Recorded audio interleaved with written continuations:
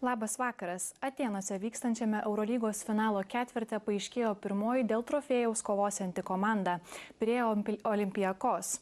Ji pusfinalyje 79-61 įveikė Šarūno Jasikevičiaus vadovaujamą ir praėjusiais metais lygos čempione tapusią Stambulo Fenerbahče komandą. Sudėtingai rungtynes pradėjęs Turkijos klubas beveik 7 minutės nepelnė nė taško. Vėliau visų rungtynių metu Jasikevičiaus auklėtiniai taip ir nesugebėjo prisivyti varžovo. Šis finalo ketvertas pirmasis, kuomet nebus kovojama dėl 3. vietos, todėl Stambulo Fenerbahčei Eurolygos sezonas jau baigtas.